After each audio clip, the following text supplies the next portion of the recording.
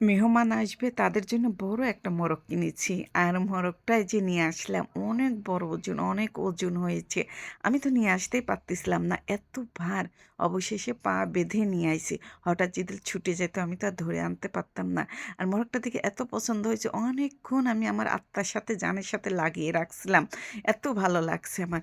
আসসালামু আলাইকুম। কেমন আছেন সবাই? নিশ্চয়ই সবাই ভালো আছেন?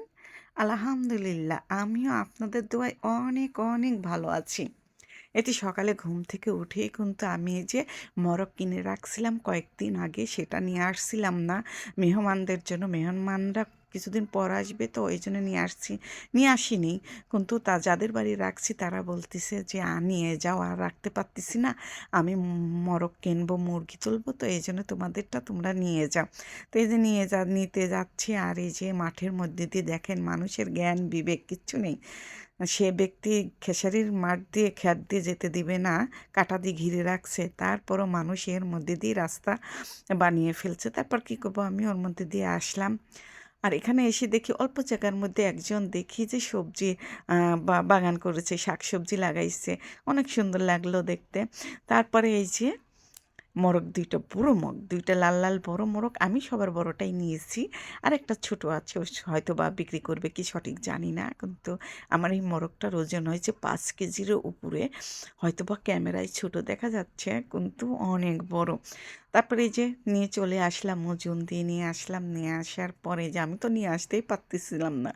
ভার, ওজন, হাত লেগে যাচ্ছিল। এপাশ থেকে ওপাশে করতেছি, হাত থেকে ও হাতে নিচ্ছি। নিতে, নিতে চলে আসে। আর এই যে আমাদের বাগান, এটা কিন্তু আমাদের বাগান না, সবার বাগান। আমাদের গ্রামে অনেক মানুষের এই বাগান আছে। শুধু আমাদের একার বাগান না।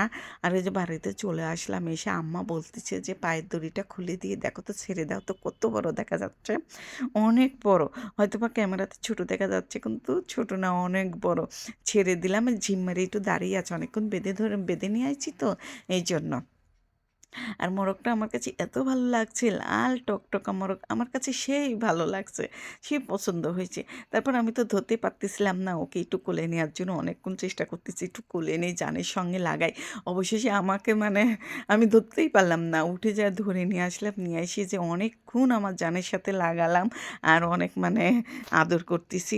আর আদর করে কি করব, আদর করে তো কোনো লাভ নাই, মায়া বাইরা লাভ নাই, কারণ এটাকে তো রাখতে পারবো না, এটাকে জবাই করেই ফেলতে হবে। আর এই যে আমাদের বাচ্চারা কিন্তু ভয় করে কাছে যেতে পারতেছে না, ধরতে চাচ্ছে কিন্তু ভয় পাচ্ছে। কিন্তু এ তো ঠোক দিবে না, কিচ্ছু করবে না, তারপর ওরা কিন্তু ভয় পাচ্ছে। তারপর অবশেষে যে মোরগটা জবাই করেই ফেললাম। করে আজকে আর রান্না করব না, মোরগটা মেহমানদের জন্য কেটে ধুয়ে যে রেডি করে রেখে দিচ্ছি, ২ জায়গায় ভাগ করেছি। অনেক